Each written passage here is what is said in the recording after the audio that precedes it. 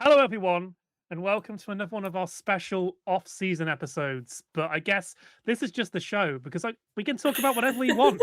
It's pay-per-view. We talked about New Japan with a special guest, and now I brought Bex back to talk about Bex's home promotion. Home promotion, as if I'm not traveling halfway down the country every month for it. I'm closer to this promotion than you are. Yeah, but I'm in another country as well. Look, it is what it is. We love the grabs. We are talking about Pro Wrestling Eve's Multiverse Rumble 2026. Oh, what a show. This was about a week ago when we're recording Yes. this, which is about it's good time for us. We are usually a week late when we talk about something. But we That's just what it live is. busy lives. And we don't have time to stay up and watch a wrestling show and then record a podcast. We're British. We've got too much things to do. We have to let things settle, let it percolate, think about these things. Exactly. We can view the top peak analysis. And sometimes there's an angle the week afterwards. We can respond. And we're like, oh, yeah, we could get that. Look, that was bad because nothing came from it. Or look, it was good because that's come from it.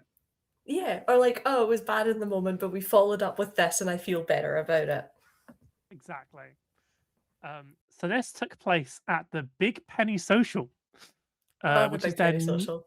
Is this their new location? Have they moved here recently from another location?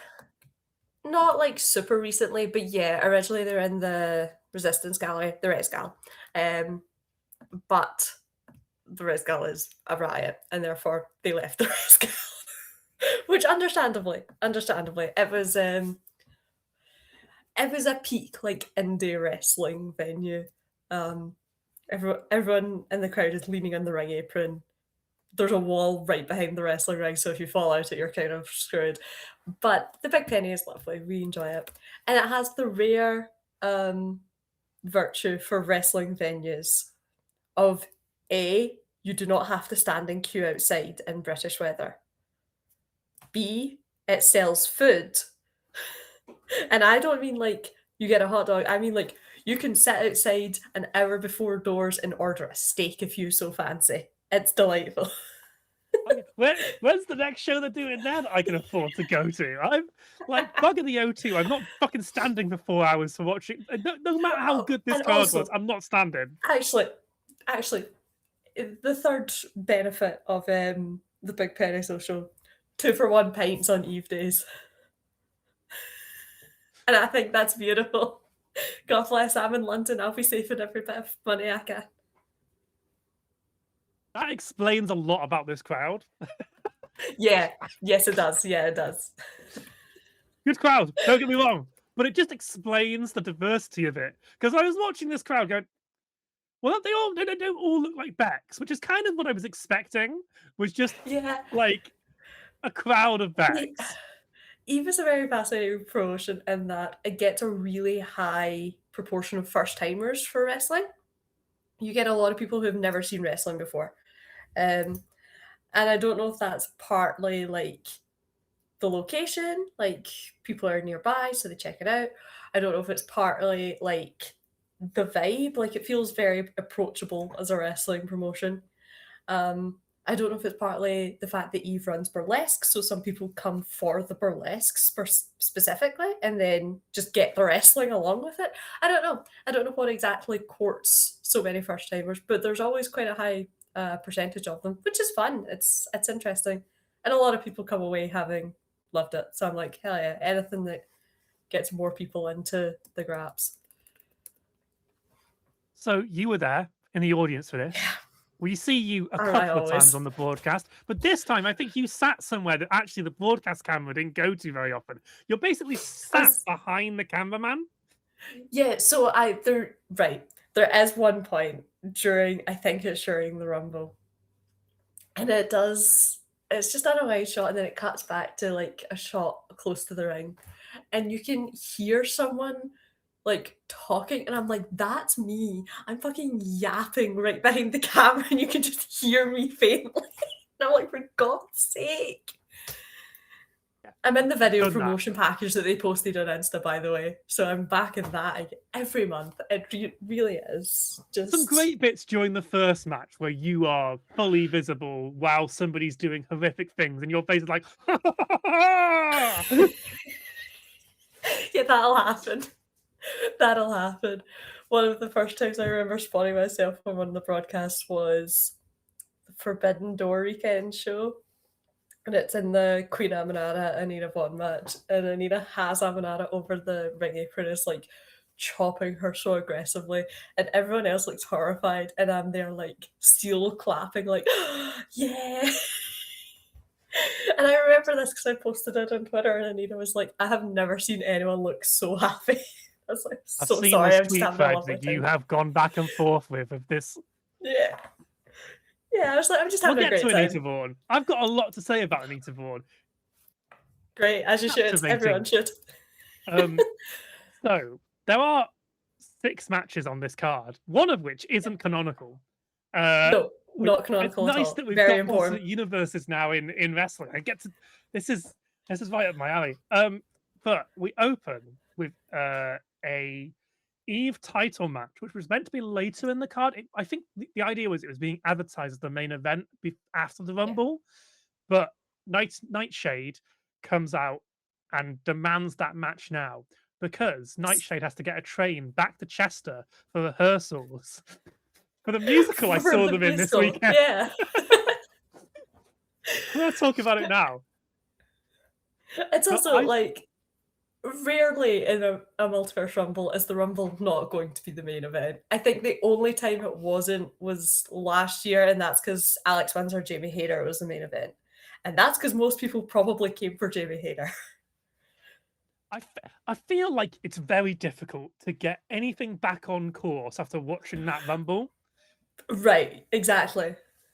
So I can see why they put the title match first. Yes. I will now quickly talk about the musical I saw, because I saw a very good musical last week called Babyface, the Fierce Wrestling Musical by Serial Davis. I know one of the directors. We'd had a conversation about the show a while ago, but Nightshade and Cassius both appear in that musical.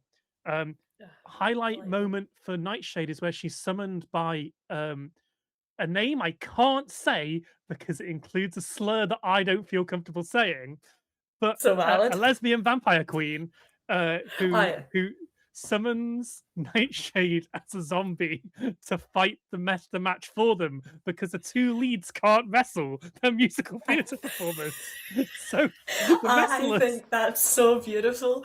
That's the most pro wrestling bullshit I've ever heard in my life. I've given them heavy feedback. They need to have the 2 main characters be able to wrestle, or the storyline will Just a fall little apart. bit, just a tiny. Like it doesn't need to be complicated. Yeah, in Act 1, they get away with not having much wrestling because like there's one like they spend a bunch of time setting up the characters, and then they go to training school, then they join a promotion, and then they become a tag team. But like you only really see one match, and it all works because it's a really fun show. And what it does is it takes the spirit of pro wrestling and like really ties it into the characters' themes and identities. And like it's a show about identity. Like the second song is kayfabe is like they use it to talk about identity in like the loose 90s where the play takes place. And it's just like it's not a show for pro wrestling ultra hardcore fans. It's for me, who is the perfect like I am theatre, I am wrestling, I am meat. That is what this show is. It's not like the last match, which is it is neither a wrestling show nor a theatre show. It is somewhere in between, and you gotta meet it where it's at. It's very much a musical theatre show. Like my big complaint was it doesn't sound it's too like much wrestling. A musical theatre show. Sure. Because I'm like, where's the soft rock? Where's the like new metal? Where's the hip hop? It all just sounds like musical theatre. I'm like, that's fine for musical theatre, but this isn't what wrestling sounds like. Like the last match is a rock opera, and that makes sense. But yeah, great show, and like they needed to use Cassius more. Basically, the only thing Cassius did was they were in the training sequence, and then play a gay ref who gets seduced by the main character in the title match. That's it. I'm like, I Give me mean, more peace and love, Cassius. likely thing for Cassius to be doing, to be honest. Yeah. Love Cassius down, but likely thing to be happening. I will say that there was a wrestler who appeared in that show, Darcy Stone, who I hadn't heard of before, and it seems like she's taken about a few years off wrestling to more acting focused stuff. Lovely. Really good in the show, and they use her a bunch as like an actor as well as a wrestler. I was like, highlight this steals the show from like all the other actors. Like, you're just great. But anyway, love that. That was my. If you'd like to see my full review, you can read my blog. Yeah, I was like, this is the perfect like double whammy of like I've seen this show, nice little intro. then I watched Wrestling Musical, and then I'm back talking about this show, and I'm also watching Bex's extended list of the good matches from Eve that are available for free. But I'm subscribed to Eve now because I'm just going to watch all their shows if they're anywhere near as good as this. So much. They're all so much fun. The thing about Eve that I really enjoy is that it's always a variety show of wrestling, which I think is really helpful. Like, I've been to a couple of Rev Pro shows and I enjoy that, but like, Rev Pro does this thing where all the wrestling is high stakes, which means none of it is really high stakes. It's kind of all just like, this is serious wrestling. And it's like, okay, that's fine. I'd like love some serious wrestling. But I enjoy the shades Eve gives me because it gives space for like different emotional responses. Like you can have a really hardcore, like proper bloody brawl. You can have like some real like technical graps, and then you can have whatever the fuck Amira Blair has decided she wants to do this month. And they can all be in the same show, and it's beautiful. So our opening title match, Rhio versus sorry, is it Rhio or is it Rhio?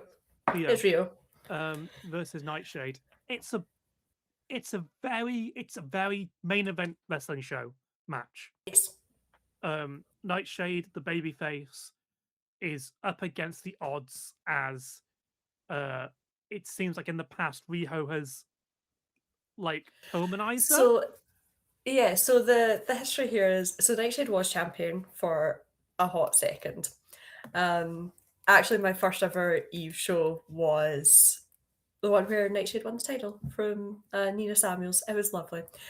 And thus started my long-standing hatred for Nina Samuels. Love you. Sorry, Queen. But I have to legally boo you. Nightshade dropped to Nyla Rose, which lovely, we love Nyla. And then Nyla dropped to Rhio. Rhio turned like hardcore heel after Nyla won the belt. Has been going on this ongoing tirade of you just let these AEW girls walk into my promotion and get a title shot. The rest of us have to like claw and scrap for a shot at it. It's not fair. You don't value us, etc., etc. Which, like, again, it's a very good. The heel's kind of right. The Wrestle Queendom show card is half AEW. Yeah, like the thing is, she's kind of right, but she also sucks about it. So everyone's like, "Whoa, whoa, whoa." You're not wrong, but whoa. Nightshade tried to challenge Rhio. Rhio went hard. Chair to the back, blood out the mouth, full tilt. Was not a good time for Nightshade. So now Nightshade's coming to get her lick back. Theoretically. We'll see. She definitely tried. She tried really hard. Yeah. So it is worth noting that Eve doesn't have count-out rules. And that... Okay, fine. I get it. It's cool. So You've established it? Eve has... does and has always operated under what they call the spirit of Eve, which is there's no count-out rules. Foreign objects are not necessarily a disqualification, provided both wrestlers consent to continue with them in play. The idea is that if you both agree that this is on the table in the moment, then fine. The only like hard line way to get disqualified is assault of an official and non-match individuals interfering. Obviously, that doesn't go for things like death matches and stipulation matches where there's no DQ anyway. But standard, that's how the Spirit of Eve works. It's how you end up getting them like brawling on the bar, which is always a delight. It plays a lot into this match because very early they Yes, spill out on the outside, and a they love lot to of the spell out to the action outside. happens on the outside for this match. Yes, Rhio just giving the middle finger to everyone casually while doing everything. she's so Um, mean. I love her. uh, Unfortunately, she is a heel, but I think she's great. I find it really hard to boo her. I think she's wonderful. I came into this going, I vaguely know of Nightshade. Yes. Oh, they're the face. Oh, they're pretty good. And oh, this heel's an arse. Give Nightshade Yeah. all the belts. Was Yeah. my Nightshade takeaway. is a very, very good, like, sympathetic babyface. And that match I mentioned seeing when she won off Nina, that's like peak fiery babyface underdog feeling. So yeah, she is such a good face. She's very good in this match. Again, this was kind of a I was unsurprised by the result here because I know where Queendom is headed. So it's like, okay, well, this is just to keep the title defended on the way to Queendom. But good match, very brutal. I The kind expected of nothing less from the two of them. the key spot is that at some point Rhio does a stomp on Nightshade on the steps. She Yes. doesn't get all off, but that's beside the point. Just because I'm watching it, I can see that she doesn't get all of it, No. but also I don't think you could take all of it because that move would kill No. someone. Because it's not just that she's on the steps. Nightshade is biting onto the steps. So Yeah, which always yeah, gives me like a yeah. Um, but it looked very brutal. From the crowd it looked very brutal. They do the spot where they have the medic come out to check. And there, do you know what? Sat there in the crowd, there was a beat where I was like, she injured? That'll work? Can't tell.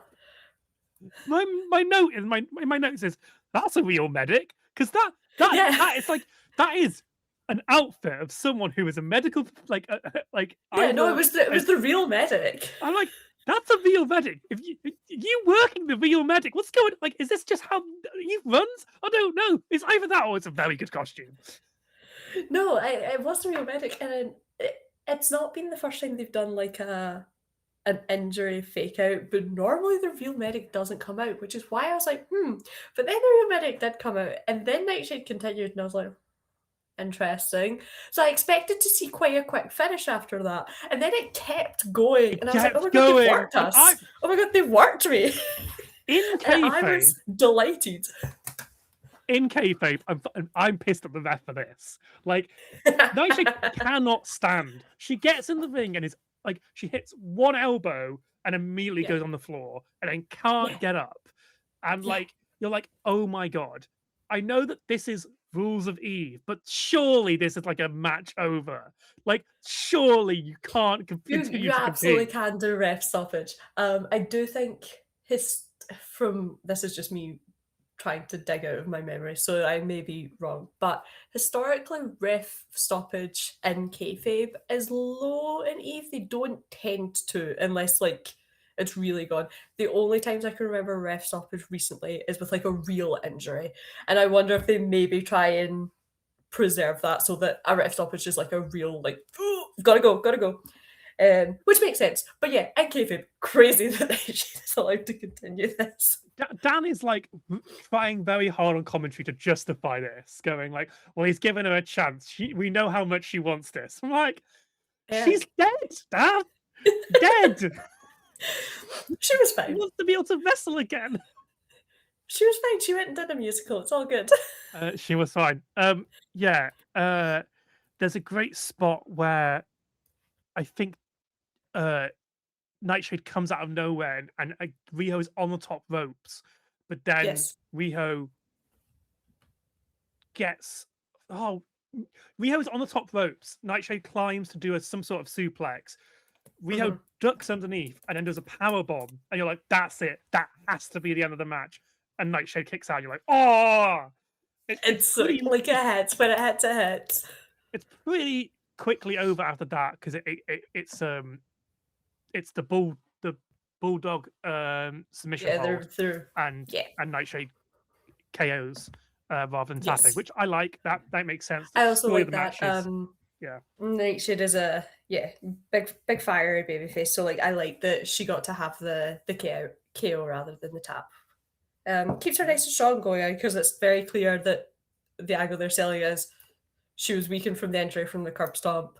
She maybe could have gotten it done if it hadn't been for that, etc., etc. Two other spots I've got in my notes. Nightshade's hip attack looks like it kills you. Yes, It absolutely lethal. It's fucking beautiful. It's destroys a your thing of face. beauty. It's It's genuinely stunning. beautiful. Such a good And hip attack. Riho's spear out of nowhere, still a better spear than Jey Uso, but Yeah, not hard. okay, I get Yeah. it. We'll see. Rio's a delight in that she is so good at working heel that I forget she doesn't always work heel. Like, and I think that's such a good thing to have. Like, she just suits it so well. She's so mean all the time. I think she's wonderful. Yeah, I think she's a heel. You want She's a natural heel. Yeah, Yeah. it's pretty good. And yeah, so that was, and also it goes about 20 or 15 minutes this match. I And think I'm just like, under 15. I went, oh, all the matches could be like this. They could just run long. Oh my god, I've not seen a women's match run this long off an AEW pay per view in so long. Right, Even on this there, is even the on there, thing. quite short. I'm like, what's going on? This is the This is thing. the Like, first match. I think this is part of what I enjoy about Eve. Like, obviously, I enjoy women's wrestling, so the fact it isn't all women's promotion is wonderful for me. But also specifically the fact that in other shows where like there's maybe one women's match in the card, right? You're kind of, as performers, you are kind of locked into this idea of being the women's match. So you feel like that's all you are. So you feel like you have to like show out and impress, or you resign yourself to the fact that people are probably going to check out and not care. So it's like, well, here it's like, well, everyone has signed up to be here for all women's wrestling, so we can sort of trust that they're gonna give a shit. And they get to have 50-minute main title style matches, like short sprint, fuck it, get it done matches, comedy matches. Like, you get to stretch what you feel like you're able to do because you're like, well, I don't have to be the women's match. You get this, like, if you listen to commentary and all the video packages, they're always referred to as wrestlers, and like there's this kind of really good philosophy throughout that they present them as wrestlers, and that's all. Like, and like that's it. Like, it is a women's promotion, but that's because that's a choice of promotion. Because it's just what it is, yeah. Yeah. But yeah, they are wrestlers, and it's great. I will compliment Jetta on commentary. The Princess Diana for wrestling. Play-by-play for most of the show, but disappears for the Rumble. And I'm quite honest, she needed to be there. Keep that fucking commentary team on track because why did you need on-track commentary? Rumble... Have you seen the Rumble? Anyway, really good. What happens sometimes is that Dan disappears from the commentary table, and because he'll go to do something. He has to also run a whole bunch of other stuff at the same time. Why am I only hearing the play-by-play? Where's the other guy gone? I'm so confused. And it's because he is fetching things or checking on things or dealing with whatever. Bless him. You just see him constantly during the Multiverse Rumble. I think he goes and gets Will's coat. Because they're like, that coat's too expensive. Anyway, so we'll get to it, but it's compliments to Jetta on commentary. I'm about to maybe say some unkind things about the commentary table at the start of this match, because it's all very quite clear, and we didn't need to refer to the fact that Cassius is a new talent manager 4 times. 4 times they have to re-litigate this idea. Also, I think part of it is also like, if you only go to Eve, which again, a fair percentage of the audience in terms of the wrestling they watch potentially does only watch Eve. Um, they will not know who Cassius is. Like they will have no clue. It's not like it's another like talent from the back or a woman that they might have seen in association with other. If you don't if you don't watch men's wrestling, you don't know who Cassius is. So I do get them like sort of hammering it home a little. But yes, I know what you mean. Having watched it back with commentary, because obviously I don't hear the commentary when I'm there. So this match, the second match on the card, is Amira, who some of you might know is Oku's manager. It's like I was like, it's very funny to me that Amira has a manager. That's great. I love that. Yeah. That's to me, that's funny. I also don't know for sure because I haven't heard, but Amira normally comes out with Zoe Lucas, who's her tag partner. They are pretty psycho together. Zoe has not wrestled in a hot second. She's not been on shows in a while. She might be just taking some time out, whatever, not sure. But I wouldn't be surprised if that's why we have Cassius here now. So he's taking some time out just to give Amira someone to bounce off of, because that is when she is at her best, is when she has someone else equally insane to do things with. Before the match starts, the announcer goes to announce Amira, and then Cassius comes out to announce Amira. Yes. So Cassius is, the best way to describe Cassius is a WWE diva, but it's a man, and it's brilliant, and I love this kind of gimmick. It is my kind of gimmick. I love this to bits. It's delightful. And also the London accent really gives it like a chef's kiss. A little like, extra. Yeah. This is perfect. It's a delight. Then Amira comes out after being introduced as the best women's wrestler to ever wrestle. It's true. Like, many people are saying this. Sports Illustrated are saying it. Exactly. That's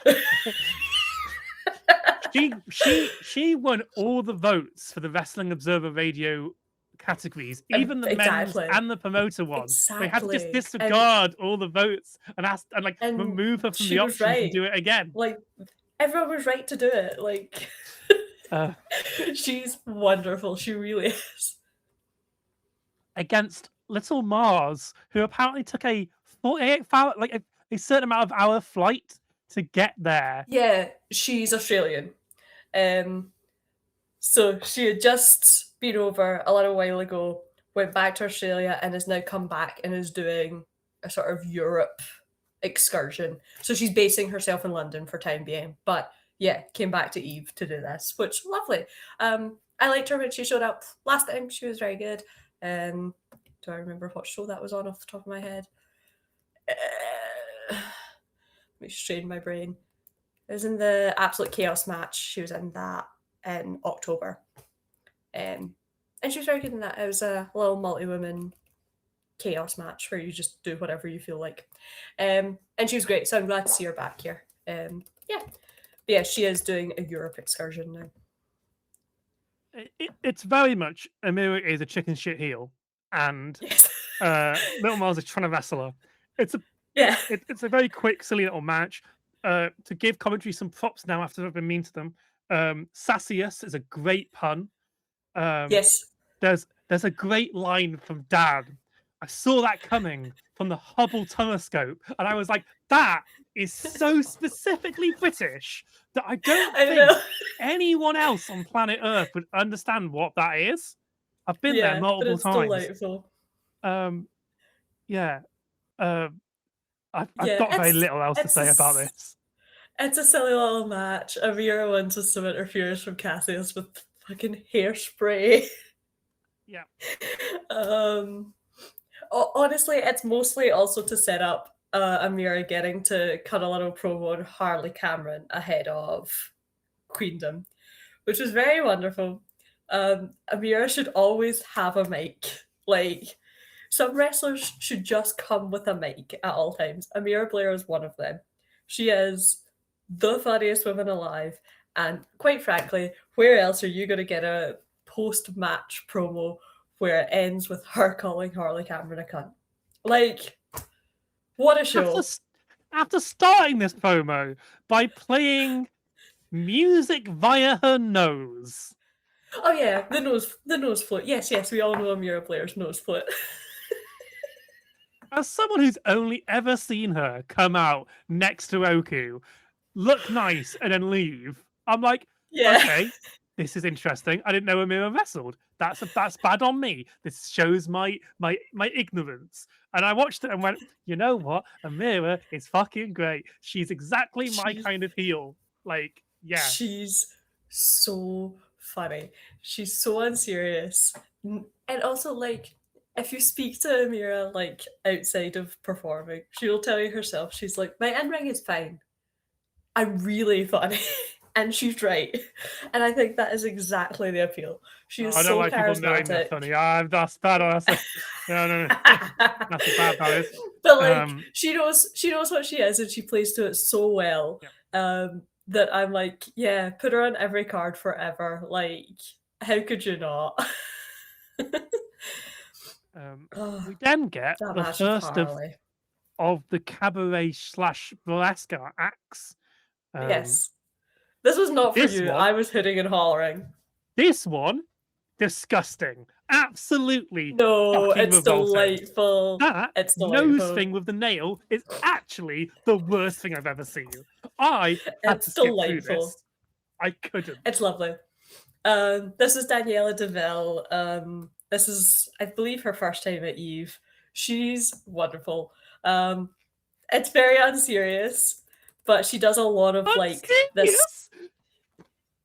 She does a lot of this like circusy things. Like I've seen a couple of her acts, and she does like bed of nails, ladder of swords. She'll like straight jacket and chain escape. Like she's kind of she does do cabaret, but it's kind of like all sorts going on there.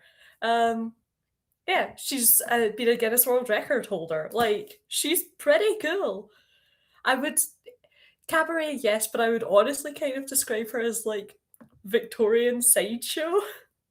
It's very Victorian sideshow. Yeah, and I really enjoy it. I have an excellent photo of her with that sign around her neck saying "Let's get freaky," and I'm like using this everywhere forever.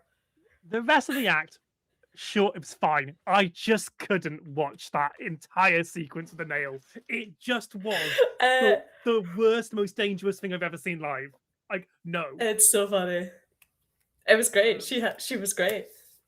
Yeah, Eve does burlesque and cabaret, usually to a show between their matches. I think it's fun. It's I understand it's not for everyone. Some people use that as their time to grab a drink, go to the bathroom, whatever. I think it gives Eve as a promotion a really like distinct identity. It plays into a lot of like this empowerment and punk rock vibe they have. So I enjoy it. I enjoy it for what they are. Not every act lands for me, just like not every wrestling match lands for me. But I think them being there is a net good more than anything. And also just cool. Like it's just cool to see them. Yeah. My notes do say no one tell YouTube this is on their platform. No, it's fine. Don't worry about it. It's paywalled. I'm sure that makes it all right. I get a video package for formerly Dakota Kai, now just going by Charlie, and I'm sorry, there are too many female wrestlers called Charlie. You have to find a better name, Kai. I mean, like, there's 3 in Eve alone. So That's it's like, okay. Like, yeah. Like, I honestly think, I don't understand why she didn't go by King Coda, which she uses on her Twitch, because I think that's very fun. But I digress. The match with Chris will be good. I know Charlie herself has said she's really excited to wrestle Chris Statlander specifically, which, like, who amongst us wouldn't be? You know? I get it. You definitely lift me up and I die. That's all yeah, I know. but like it would be fun. Yeah. So next up, we get what I believe is a brand new tag team who they are French wrestlers. This is insane. So this is French Art. This is the first time they've ever been a tag team. And which one of them? Not Corey Zero. JGU? It's JGU. Yeah, JGU. Debuted in July last year. No. Yeah. No way. Yeah. How much do they wrestle in France? I know. That's what I'm like. So I'm like, this is mad. Well, I'm on truly. Cage Match, so Yeah. Has been wrestling for a year. Oh, okay, maybe July 2024. But either way, 64 has less matches. than 2 years. Less than 2 years under their belt. That's insane. And is so good. Like, truly, this match was quite possibly like tag team match of the year contender already, and it's only February. I was not immediately hooked to this match, but it gets No, it starts a really, little really slow, good. but they hit a pace where it's like, oh, okay, hold This is- on. I didn't want to do this, but I do have to compare. It's an FTR match. It is an FTR match, and It's an FTR match if FTR were good. Yeah, I understand. So sure. So the champions are currently. How do you say that tag LALLIE. team name? LALLIE. That's Right, Lana LALLIE. Austin and Holly Barlow. They are best friends. Like, Holly is Lana's best friend in the entire world. No matter what Lana says, they're best friends. Don't worry about it. This seems to be the match where they finally embrace the fact they're best friends. Yeah, Lana's been very resistant to being Holly's friend. However, they kind of lock in here. It's delightful. Yeah, they have been tag champs for a hot second. They're very good. Holly in particular is such a good, like, sympathetic little baby face. Like, she's really good at taking a heat, and I know that must suck, but she takes heat really good. I have a She recommendation. garners a lot of sympathy. Yes. I have a recommendation for Holly. She should call her crossbody the Cross Holly. She should. Holly, if you're listening, you should do that. Holly might be listening. She shows up in my notifications all the time. I'm like, hello, Holly. It's nice to see you. I also note that she is a future star. She is the absolute darling of this match. I could not stop watching her. She's a delight.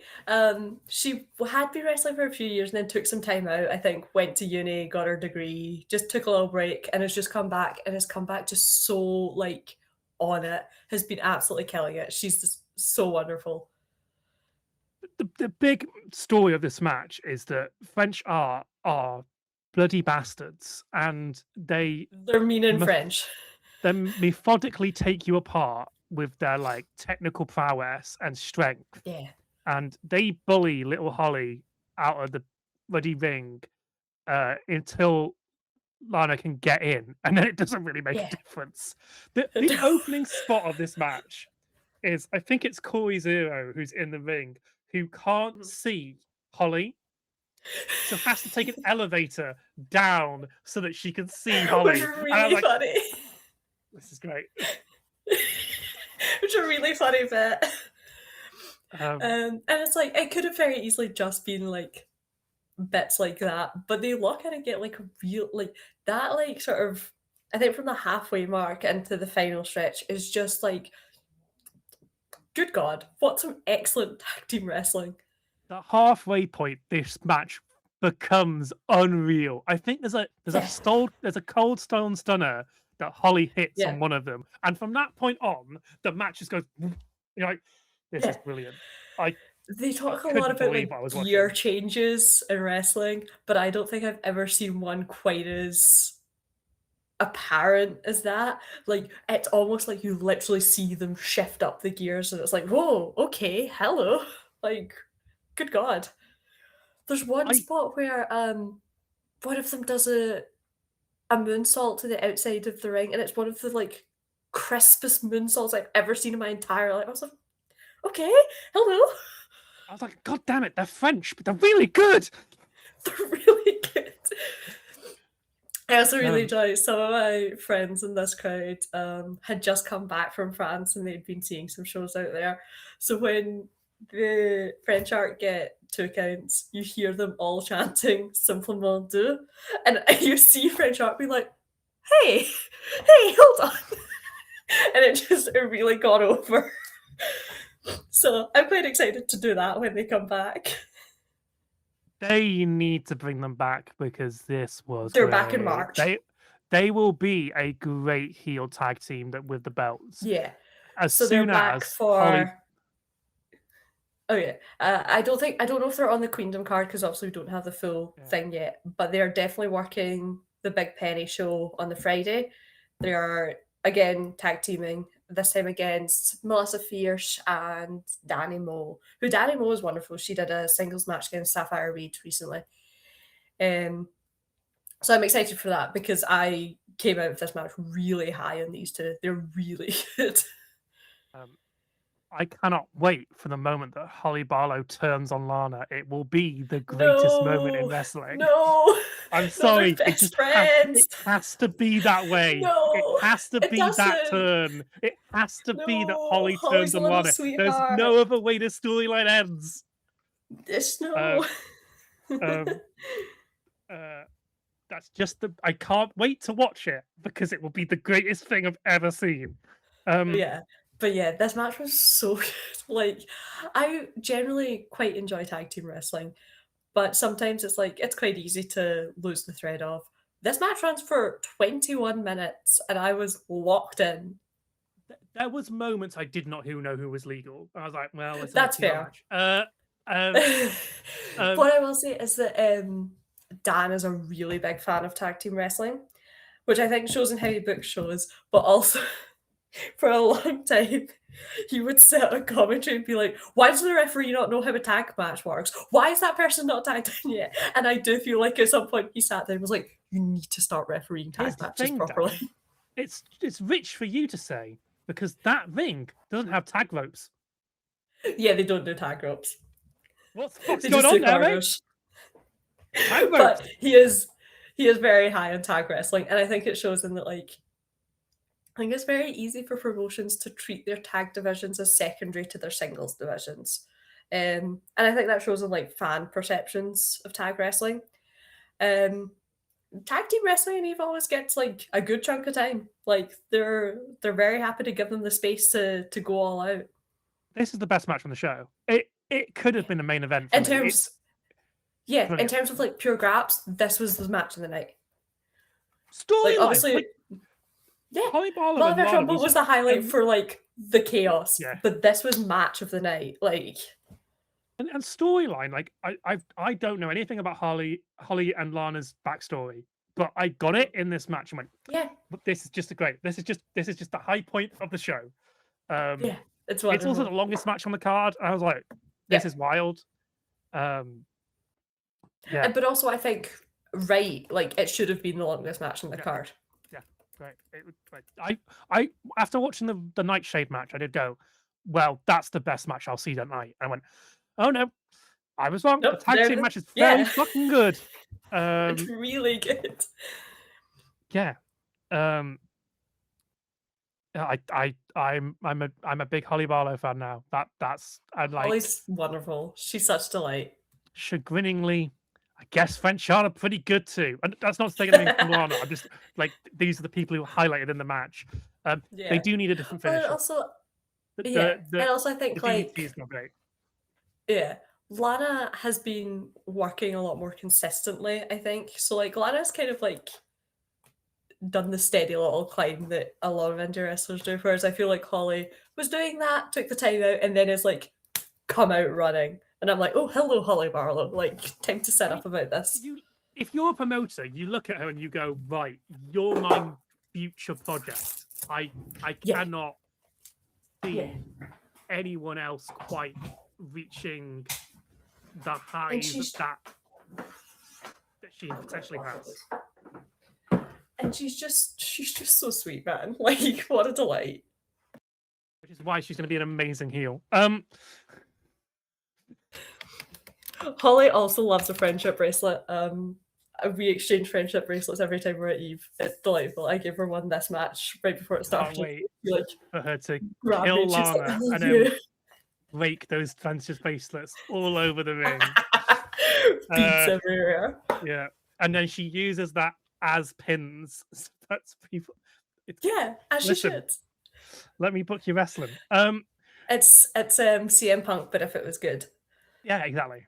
Next up, we had a singles match between the Yes. best wrestler in the world and someone called Violet Nyte. We have Nina Samuels. God. Who I mean, I before that, we get a little video package for Queendom, which sets up LALLIE having their title defense at Queendom against Charlie yeah. Evans, who is returning to Eve, which is so exciting to me. Charlie Evans has been out in Australia, and a mystery partner who will be revealed before Queendom. We've established, like, they're not going to have it be a surprise on the night.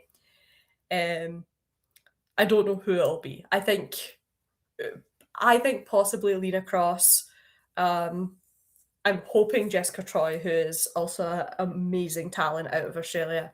Her and Charlie Evans are having a steel cage match next month, so that's kind of their vibe. We shall see. I believe she's just done a RH match with Mina Shirakawa. Charlie Evans, yeah. Yeah. She also, in the House Rules, the house show just there, was one of the opponents for Jamie and Alex's in-ring debut, which is very exciting. I love Charlie Evans, really big on her. My hardcore diva, miss her bad. She was previously part of a tag team in Eve called the Medusa Complex with Millie McKenzie. Millie is currently out, not well, with, she's waiting on a liver transplant. It's a whole thing. We sent her all the love. She's lovely. Hopefully she's recovering well. But yeah, obviously Charlie needs a new partner. And this is what I mean by there's too many Charlies in Eve. That's what I'm saying. There's too many Charlies. We've got to change them up. To be fair, Charlie mostly gets called Chevs. A three-way match for the name of Charlie. And the other two have to change their name. Which, very excited for that. But yes, then into our singles match with Nina and Violet. Nina Samuels, the woman that you are. So, from what I understand, is that Violet Nyte is like an up-and-comer. Yes, so she's quite new to Eve. She first showed up in September last year, and has had a couple of showings here and there. A match with Skye Smitson, a trios match. No, she was part of the 8-woman tag against Abby, Nina, Amira, and Zoe, along with Holly, Lara, and Skye. That was their little match. Violet has been around here and there. A relatively new face, but I think one they are intending to keep on. Again, sort of as an up-and-coming project. She's only 21. Yeah, that makes sense. She sells a lot in this match, and God, can she sell? She's a very good seller. And you know what? Works great for Nina, who is so mean. Such a mean heel. Which is the appeal, obviously. I'm breaking the kayfabe of our feud. I love Nina Samuels. Like, I just think she is maybe the best heel we have in the country, and I mean that regardless of gender, because she's just so good at what she does. She's one of the best wrestlers the UK has, and like has been a mainstay of the UK indie scene from the time it was bad. After the decimation, she stayed there and was consistently there for the entire time.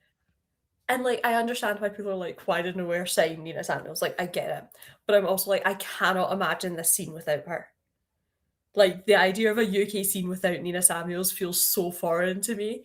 And there was a brief spell of time where she kept leaving promotions, and I was really scared she was about to retire, and I was like, I can't do it.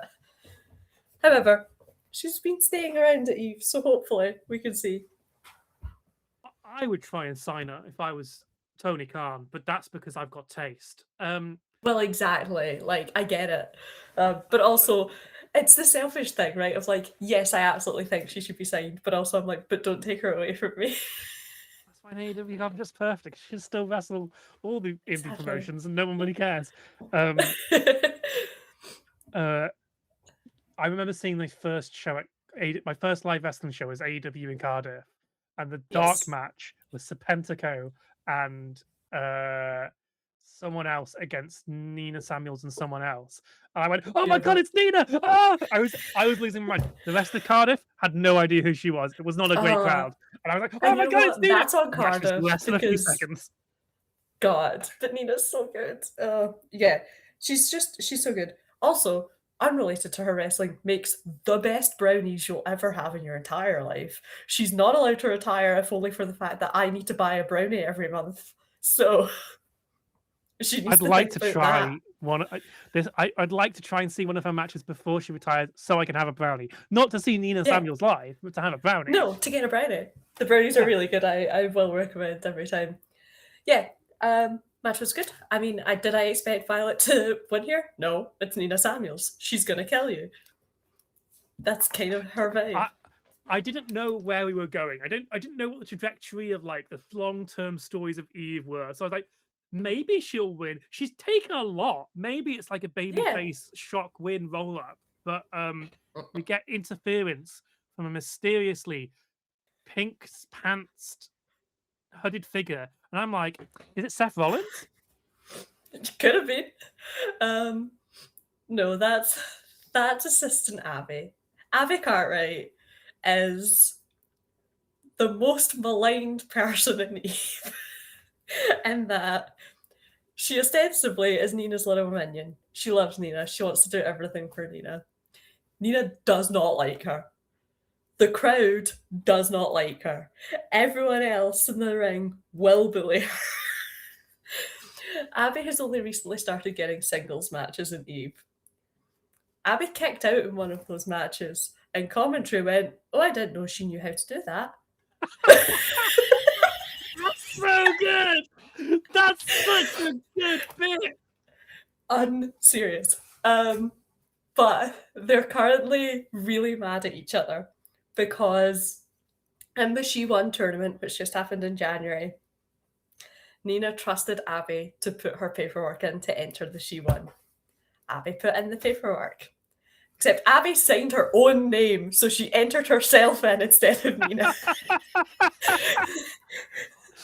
Abby lost her qualifying match to Baby Keitel in 30 seconds, if that, and immediately was out of the She-Won. So Nina is now furious that she didn't get a shot. Are they also the previous tag champs? And in the match, she was pinned, or am I mishearing what commentary was saying?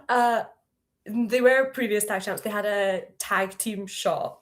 They had a tag title shot because they had a match with the tag champs, and Abby pinned Holly. Okay. So they got a title shot off of that, and then Abby got pinned. So right, that's the story I got clear from commentary. Yeah. Right. So Abby's trying to make it up to Nina. She's trying to do everything she can to make up for all of her past transgressions. Nina does not care. There's a really good bit in her promo, and the crowd accurately respond. She goes, "I spoke to ChatGPT," and the crowd interrupt and go, "Fuck AI, fuck AI." That is as good as the "fuck ice" chants.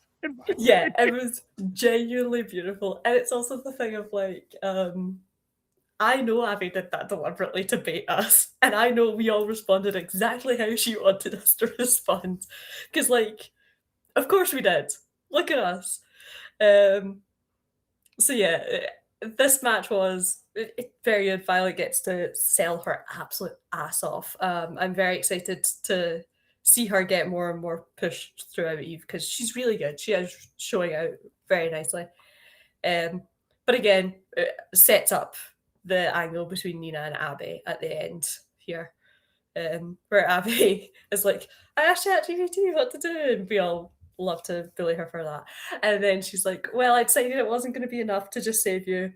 Although, actually, the funniest part for me is the implication that ChatGPT is pulling from WWE or vice versa, because she does say, "I should put on a black hoodie and come and interfere in your match." I mean, we know that they use it, so it makes sense. Yeah, so very funny. But Abby then announces that she's set up a match for Nina at Wrestle Queendom, which is facing off against Willow Nightingale, which, oh boy, what a match that'll be. I'm very excited to see that match. Yeah, I think it'll be very, very good. It's like I say, one of perhaps the most black and white morality matches you'll get. Like, It's very hard to get a wrestler that's more babyface than Willow Nightingale. I'm just trying to figure out where you take Abby the assistant in terms of storyline. I mean, I think eventually, when the time comes, Nina puts her over. Like, I think it's she turns on Nina. Yeah, but do you have Nina embrace her first, or do you have someone else step in to be her mentor, or do you have Abby playing the long game and turn? And I'm just like, I'm trying to figure out how you do I it. think like the end point is absolutely like Nina putting Abby over. How we get there, I don't know, but I'm quite excited to see. Yeah. Because she has been getting a lot meaner to Abby. I keep telling her, I'm like, Abby, rise up. The only thing you have to lose are your chains. And she's like, no, I'm okay. And I'm like, okay, well, I tried. Great. That's what we should do. You will be her new best friend when you come in after you finish it. That's what we'll do. That's how we'll do it. I don't want to be Abby's best friend because that feels like it's setting up for her to turn on me. Wow. Well, I'm sorry. It just has to happen.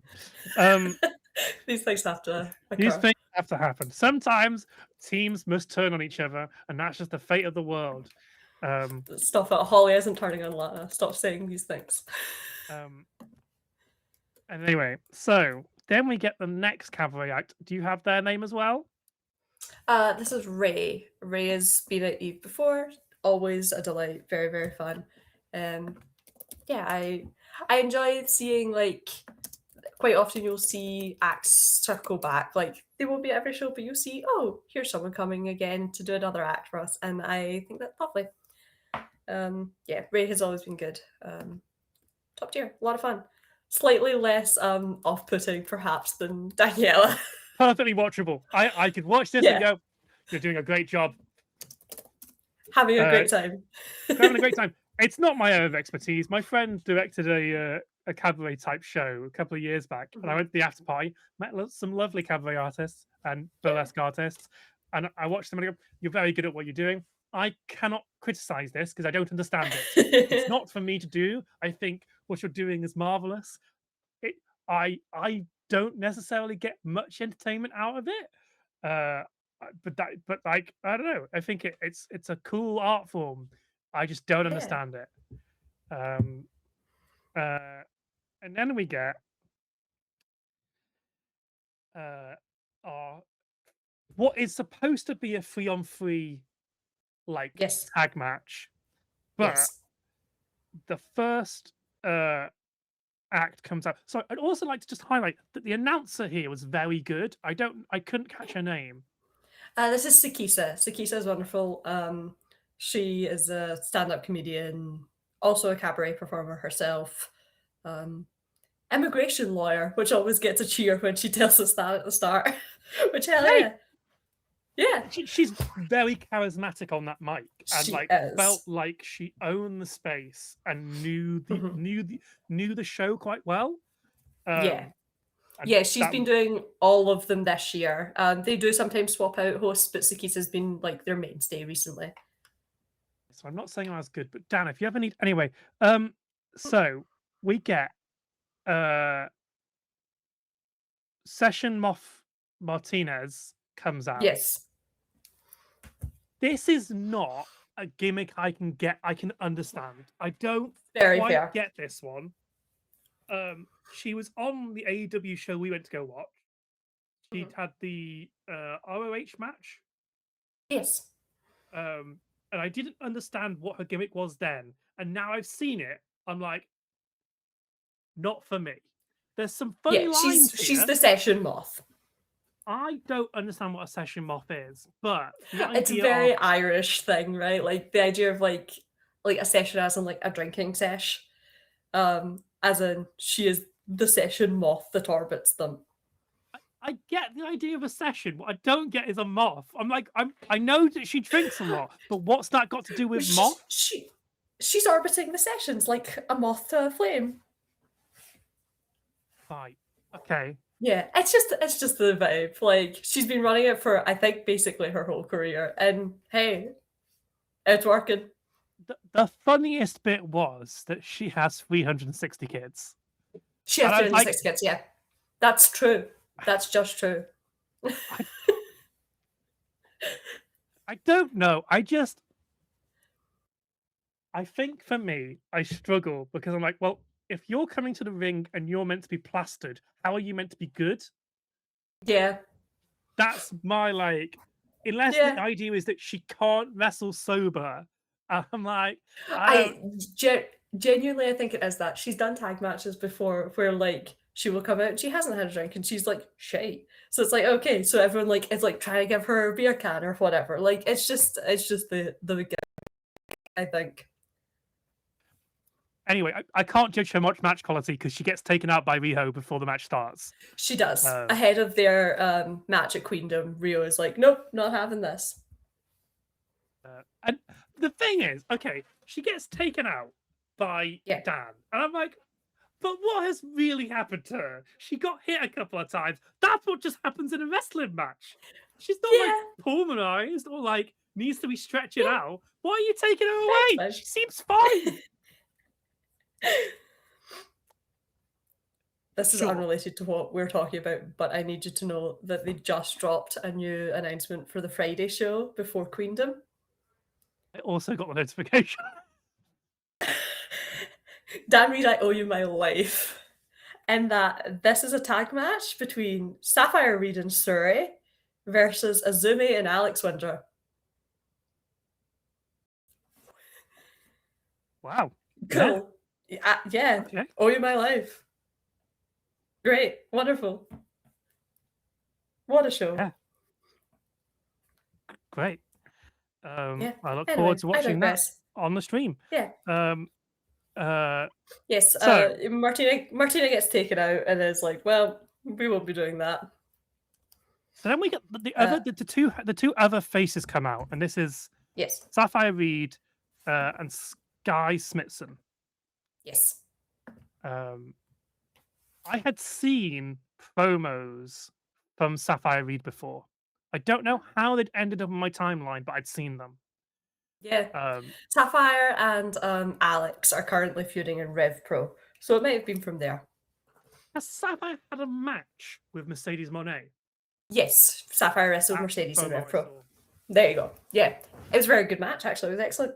Safire did quite possibly one of my favorite transitions into the Moneymaker. Like one of the ones that I was like, "Oh, you made that move look good," because I generally am a hater of that move.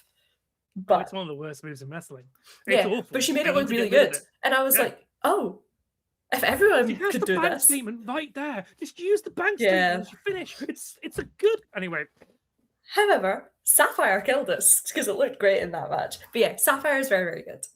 Skye is also very good, but I'm very high on Safire. I don't immediately understand what she is. She's a toxic mutant, right? Yeah, she's a radioactive lizard mutant. Great, cool. Now, for a long time, I was like, is she meant to be a cat? Her eyes Again, there's cat-like?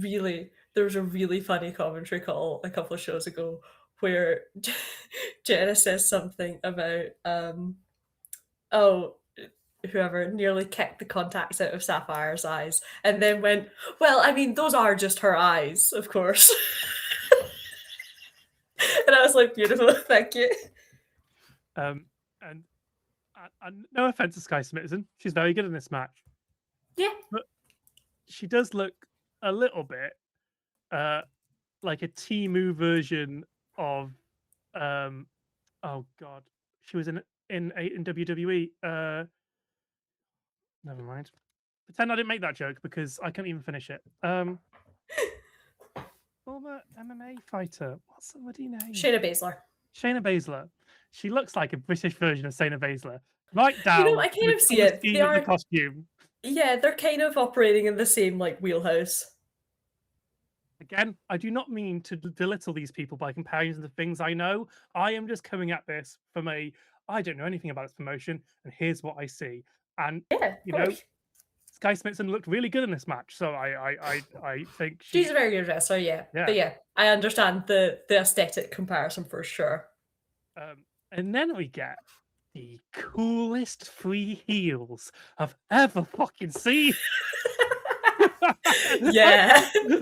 They came out, right? So the first one to come out is Molly Spartan. And Molly Spartan looks amazing. I'm like, Oh my god, she just has this presence of like, Molly what is Spartan's a this? local girl. We love a Scot in the ring. Um, Um, a it's Scot the in the kind. ring is very good. Unfortunately, I did say this. I was like, wow, the Scottish accent really lends itself to wrestling. And then I thought about it, and then I was like, the Scottish accent really lends itself to being a heel. I fear is the answer. Yeah. Um, yeah. I'm sorry. You Yeah. are doomed to be a heel. Right, like it's kind of just how it is, but it's It incredibly good. it's her unique body size and the streak Mhm. of white in the hair that I'm just like, there's something Yeah, unique about this. It yeah, looks great. And Molly Spartan is a great name. It's such a really good good. name. I Yeah, was like, okay, that's the first one to come out. Next comes out Anita Vaughan. I've never seen Anita Vaughan before. She walks out from that curtain and she carries herself with such heel cockiness. I was like, yeah, I haven't yeah. seen you in the ring yet. She's incredible. Like I I am quite possibly AV's biggest stan in that place. I think she's incredible. She's so good. She has such an awareness of who she is, of what she's doing, of how she's working. And I just think I'm like, yeah, like she has it. Like that thing that people talk about where you're like, oh, that person has it. AV has it. She She just absolutely knows has what it. she's doing. I was blown away with just her walking and looking Yeah. around. I went, I'm sold. Give her all the money in the world. That's your top heel. Yeah, Um, she's so good. And uh, also not originally a heel. She worked face in Eve for a long time and was like what? very good at that too. That's But insane. How? How? How yeah, has that been hiding underneath the face? Like, yeah. she's a And fucking again, fantastic heel. originally was in like a very like not very silly, but like a quite light-hearted tag team and was just having a lovely little time. And then tag team broke up, she turned heel, and oh boy, all violence was born. I'm deeply sorry for Alexxis Falcon because nothing could take my eyes off Anita Vaughan after that moment. She came out, she Yeah, did her thing. I think she's magic. yeah. I'm not quite And sure. again, But Alexxis is wonderful. Alexxis has a strength on the mic though. Like when you hear Alexxis talk, she's a very good promo. Um, again, if you have seen Alexis do a promo recently, it's quite possibly in Rev Pro when she's feuding with Kanji, where she turned around and called Kanji a cuck for letting Mercedes get fucked by Alex Windsor. And everyone went, whoa, is she allowed to say that? But it was too late because she had said it. um but yeah, I basically could no longer watch the match properly because I was like, well, Anita Vaughan and Molly Spartan are just the greatest thing I've ever seen. Yeah, Then I watched the match, and it's a great match. pretty much. Sapphire Reed is very good. I can Yeah. see why you'd put the belt on her in a promotion. Yeah. She's a great babyface, and like it works really well in the match. Molly Spartan is a great powerhouse heel. I wanted to watch more of Anita Vaughan. I just wanted more Anita Vaughan. I just wanted 60 minutes of Anita Vaughan. She's I'm not gonna lie to you. she's so wonderful. Like she's so charismatic. She's so aware. Even down to like the little tidbits that she gives commentary to like use to put her over, right? Like um she was a football player in Ireland for a long time and has holds the record for the most amount of red cards given in the country to one single player. And it's like what a niche fact, but also I'm like, yeah, I believe that. Like look at her. Yeah, she's just wonderful. Her and Sapphire outside of Eve are a babyface tag team together called Hyperactive. I watched the video promo for them after because I've checked their Yeah, Instagram. They're they're so adorable cute. together. I'm so sorry, but Vaughan is just the greatest heel I've ever seen. Like, I get that you seem to really like each other. That's really nice, and you Yeah. seem adorable as a couple. But I, I, I'm sorry. Anita Vaughan carries herself like she is better than MJF, and I believe it. Yeah. Yeah. They are healed together in RevPro and that they are both in the Cutthroat Collective right now. So like that's fun. At least they get to like hang out together and also be menaces there. But yeah, Evie's just she's so cool. Like, she's stupidly cool. It's ridiculous. If I'm someone who owns a major promotion and I watch Yes. this just to get a feed of the talent, I've got a Yeah. shopping list. Yeah, right? Right? Like, there's I've so many got girls working at such high I've got levels here. Safire Reed and Anita Board at top. I've got Mhm. Holly Barlow as like a third pick. Not because I Yeah. don't think she's amazing, but I'm just like, I want those more. Um, Yeah. Molly Spartan's on my list of like, she's great. I could picking her up. Yes. Uh, French Art as a tag unit. If I've got a tag division, bye, Yeah. thank you. Uh, Yep. Amira, I could just give her a mic for 6 minutes, and that's fine. That fills up a segment. Yeah. It's just shopping list. I'd be very irresponsible. I would just sign these people and ruin the British. Right. I can see why it's quite easy to ruin the British indie scene if you someone with money comes along. Because, like, look at the talent here. And I do think, like, I've made this, like, joke a few times, but I actually wouldn't be surprised if it's this far from the truth. And that if I'm Tony Khan and Will Ospreay is involved in a promotion like this is a proving ground, right? Like, you have someone that you're like, oh, maybe they could be good. You see if they can get a couple like little Eve dates, and you go, oh, yeah, yeah, I mean, like ECW back in the day used to be a feeder right, system unofficially by W because Vince would fund Paul Heyman and yeah, his stupid operation, and not then yeah, they still wouldn't pay anyone. And wild, um, you can see like I mean the amount of AEW talent this promotion buddy gets, like yeah. it's clearly a feeder system. You could use it better as a feeding system if you just sent the Sisters of Sin there for about a year and then bring them back. Wow, they had one match there and it was pretty good. Actually, it was the most bumps I've seen Julia Hart take in a hot second. So, like, Yeah, exactly. what are you gonna do about it? They'll learn to work. Yeah, Anyway, yeah, this is a it's a yeah, you would just harvest this place. You just harvest yeah. this place, and every time you tuck someone, you go, "I'm so sorry. Would you like But this also, good wrestler here, God, please? Yeah. Would you like us to send you Jamie Hayter? Would you like us just for a listen, bit. we'll cut you a deal. I'll take Anita Vaughan and Sapphire Reed. We'll give you Monet for a match. Listen, that's a deal you can't pass Just up. for free, for free. For free. Like, she'll We'll just just do send it. her.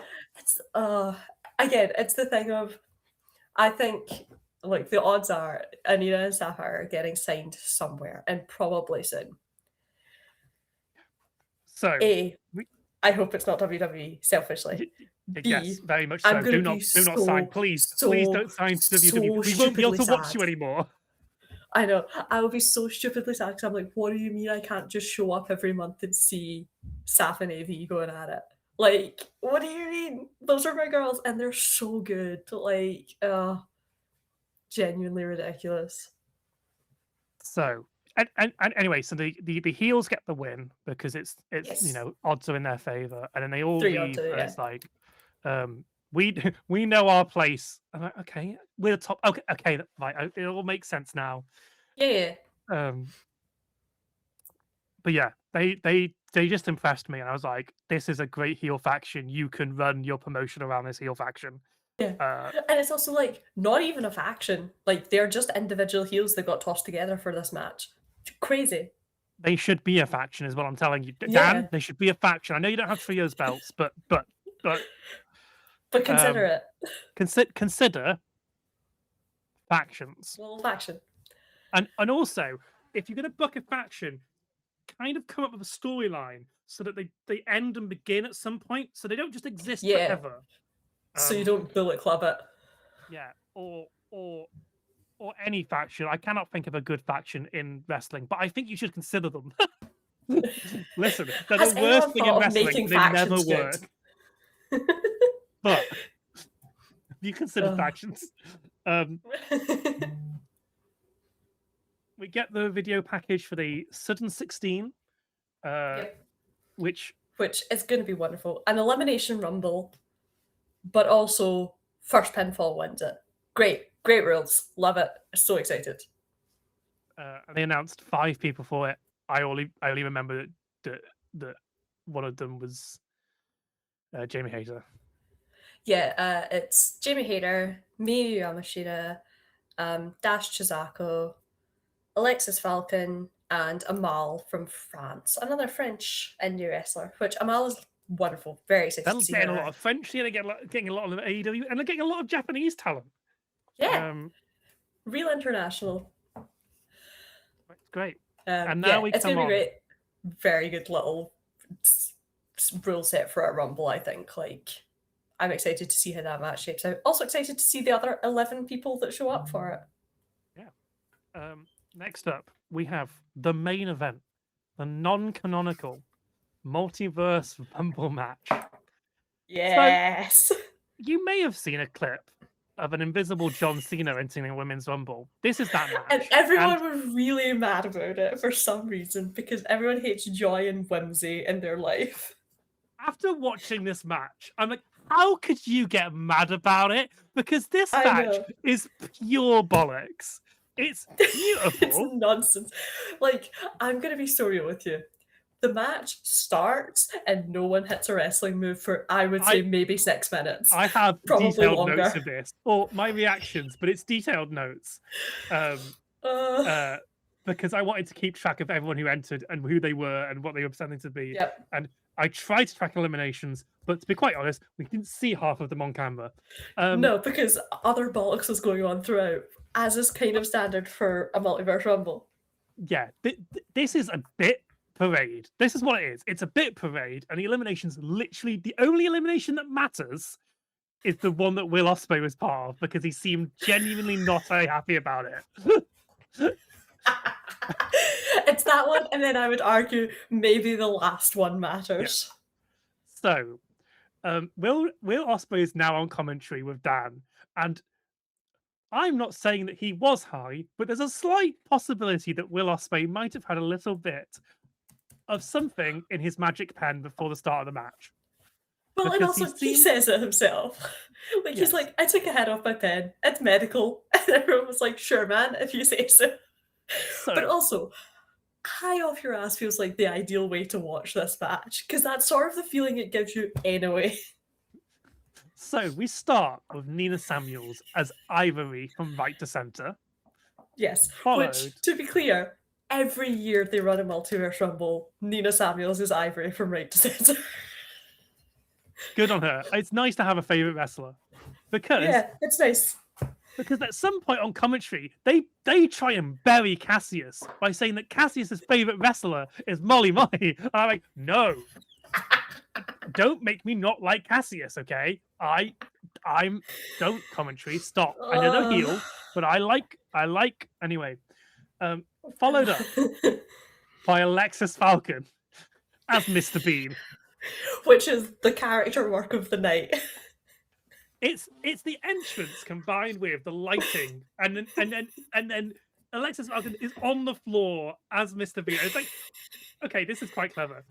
Ospreay fucking loses it on commentary on the second immediately entrance. Is crying, like it's gone. Alexxis Falcon then takes about 10 minutes to get into the ring because Mr. Bean can't get into the ring. Gets one of the biggest pops of the night for getting in the ring. Everyone's like, yeah, good job. And then we've got two people in the ring, but because it took Mr. Bean so long to get in, the next entrance already out. So we get I also Lana think Austin. It's really important to note that when Dan did his little, this is not canonical, this is not relevant to anything happening in Eve, these are not the same wrestlers, etc., etc.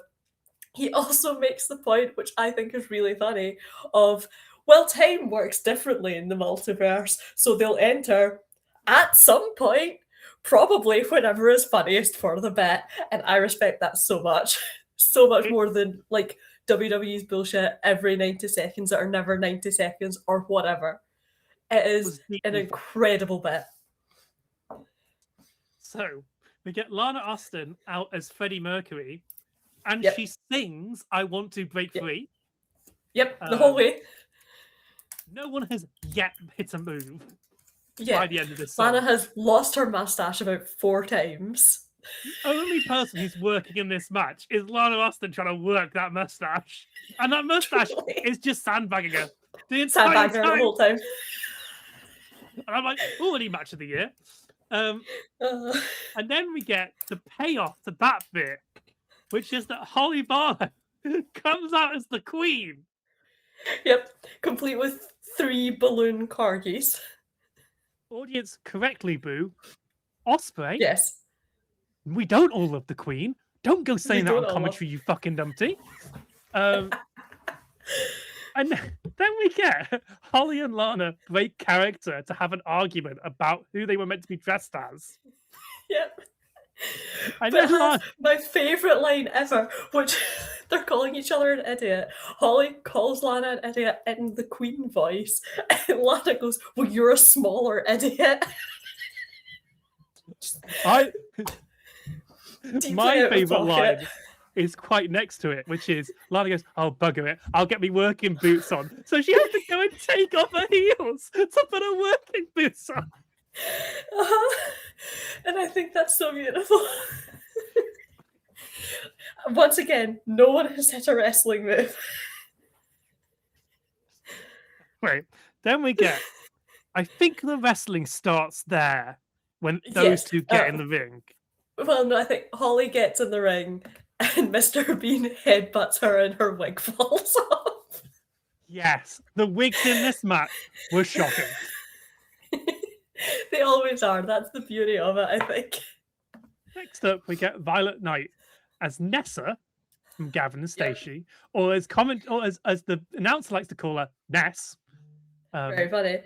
And then you get the crowd impromptu, no consultation, not like a slow getting it over. Everyone at once starts chanting, "What's occurring?" at her. Really, if you don't know what Gavin and Stacey is, I'm sorry, I can't help you. I can't help you. This is just what it's going to be. Sorry, so I got it in my notes. It's during this entrance that Mr. Bean hits the Queen with a headbutt. Yeah, and then as Nessa is coming to the ring, Ivory Samuels is in fact stamping on the corgis and killing them, which is great. Yeah, likely thing to be happening. We then get Ronnie Knox as Tina Turner. Yep.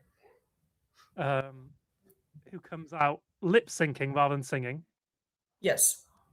And we enter the pop rivals era of this Rumble. Yes. Which was incredibly funny. The correct decision to have them all come out together. Yeah. Next up, we get my favorite one of them. It's maybe my favorite entrant. And also, my other like tiny little favorite spot is that as Ronnie Knox is entering as Tina Turner, Nessa decides she's had enough and goes and sits in the audience. It's just sat in the front row, like, I'm not doing it. I also quite like Osprey on commentary going, "My mum loves this song." It's so really funny. Well, especially because you get the immediate payoff of that of when Aaliyah James comes out as Britney Spears. He goes, "I love this song." Okay, yeah. So Aaliyah James is Britney Spears, and Osprey's losing his mind on commentary because, of course, Will Ospreay has a thing for Britney Spears. He's a boy of that age. Exactly, like unsurprisingly. Obviously, you're like, "Oh, this is okay. This is funny." They got two pop stars fighting up against each other, and then the funniest thing is that Britney Spears, and I just went. Britney Spears, and I didn't see she gets in the ring. And she spears about 3 people. And it's so funny to me because all commentary does is just go, "Britney Spears! Britney Spears!" It's so funny. It's unbelievably and funny. It's just the unbridled joy of like, I was there. I didn't hear commentary yelling that. But trust and believe in the front row, I was going, "Britney Spears! Because of course she does. What else is she going to do? Yeah, Little Mars coming out as Kylie Minogue. Yep. And then so the song starts. I do not know what Kylie's songs are for the most part. So she does one song, "Can't Get You Out of My Head" as she's coming out. Yeah, and then the song stops, and Osprey on commentary genuinely upset, like, "Why did they stop the song?" Yeah, really, like genuinely upset. Goes, "Why did they stop the music?" As if this is a real personal slight to him. And then she gets in the ring, grabs someone, and we find out why they stopped the music. Because Spinning Around starts playing. As she is spinning them. And it is Again, this is the thing. Like, I understand what you mean about maybe someone on commentary to keep it on track would have been nice, but hearing Will Ospreay react the exact same way I react was delightful because they start playing spinning around and he goes, "Oh, that's why they stopped the music." And I was like, he's so me. I get him so bad. I love that no one has told Ospreay about any spot in this match. He clearly Well- hasn't been told. Well, and also, like, legitimately, they try to keep it secret from each other what they're coming out as. Like, technos for entrances and things, but for the most part, they kind of keep it, if not entirely secret. They're like, maybe it'll be this, maybe it'll be that, so that some of the reaction is genuine, So which is delightful. It's at this point in my notes, I go, how could the internet get mad at this? It's just pure nonsense. None of it matters. We'll get to the bit that someone got upset about. Yeah. Next up, we have how do you say her name? Bo Bells. Bo Bells. This is the problem about not knowing anyone. Bo Bells is Papa the Rapper from the PS2.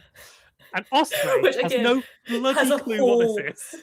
No, a whole side tangent of, oh, you were too young for a PS1. I had a PS1. Delightful. Listen, Ospreay plays one video game. It's called Assassin's Creed, and he maybe It's called plays Assassin's a football Creed. game. Have you heard of it? You know, like, it's one of those. That's the only thing he knows. So, his commentary annoyed me. I'm like, okay, you don't know who they are. Just shut up about not knowing who they are, all right? Because I know who they are. I found it funny. Again, though, I think it's funny because it then pays off in literally the next entrant, where, like, oh, okay, suddenly I found, like, I've identified a generation gap and it is shown. Because Ospreay has no idea who Parappa the Rapper is. Fine. The dog is in the ring. Everyone is yelling about the dog doing wrestling moves, which is killing me. And then, is it right before this next entrance? It is this next entrance. Abby Cartwright is the next entrant. Yeah, but there's a point where Ivory Samuels has Parappa the Rapper by the tail. Yes. Which had me crying, and then tells her to sit. I think that's it's right here. It's right as the entrance starts. Okay. Yeah. So literally, the count is at like 2, and Ivory Samuels is going sit, and Parappa the Rapper is on her knees. I think it's before the Ospreay entrant. No, I have it up. It's right here. Oh, well, you can have the match. I've just got my shit notes. No, it's okay. Parappa the Rapper's sat on her knees. Ivory Samuels is about to do whatever, and then Get Your Head in the Game from High School Musical starts. And Abby Cartwright comes out as Troy Bolton. Arguably the most effective wrestler in the match, because that basketball absolutely annihilates everyone in catches. And this is what I mean by the commentary gap, right? Of like, so Abby comes out as Troy. Dan has no idea what this is. Dan has no idea. Dan is like, who is this? Ospreay is singing Get Your Head in the Game. Ospreay's having at this moment, I came to the horrible realization that me and Ospreay are not too far apart in age. And I went, oh no. Yeah. He's done so much. Yeah. I've been fuck off. Dan's like, is this a singer? I don't know what's happening. And yeah, Abby comes in with the basketball and takes out like 4 people with it. Like, truly just annihilates the field. I would like to acknowledge this point. No one has been eliminated yet. No one has been eliminated. Everyone is still in. I was going to say in the ring. No one is, like, people are out of the ring. They're not out of the match. They've just left because they're like, nah, I'm all right. So next up, we get Session Moth Martinez as Will Ospreay. Yeah, which, like, again, there's wrestling going on. The count has started for a new entrant. We're all like, oh my god, what's going to happen? And then Elevated starts playing. And again, this is where I think commentary was a highlight, because Dan goes, well, what the fuck? And Will goes, I'm not cleared for this. As if he's legitimately afraid he has to go and wrestle. So he's given his big fancy Assassin's Creed coat to Session Moth. And I don't Yeah. know what he thought was going to happen. But Well, if you listen on commentary, he does, as Session Moth is getting in the ring, goes, "Oh, Al's given her my gear." So the oh, implication is that Alex Windsor has stolen his gear and given it to Session Moth Martina. Stone, they live in the same house. Yeah. Uh, But the implication is that he did not know that coat was going to be there. And now Session Because Moth Martina's in the ring with a can of beer.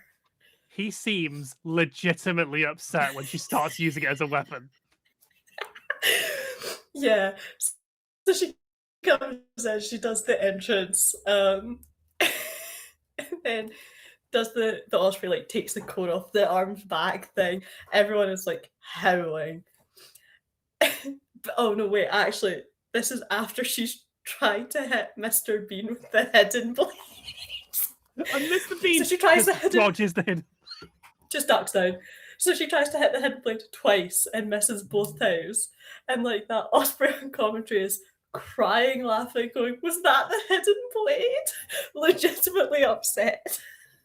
She tries to do the Osprey taunt of doing a headstand but is it the slowest possible way you've ever seen anyone And then it's try? just like kicking her legs off the top rope. Osprey is genuinely dying. Like, I actually think he's like pulling a muscle with how hard he's laughing.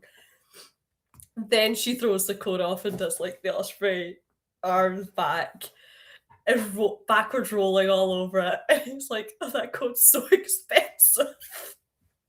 She then takes the coat and goes into the corner and starts using it. And he's like, no, don't use it as a weapon. And I was like, do you want me to go and get your coat? Will, do you want me to go and get your coat?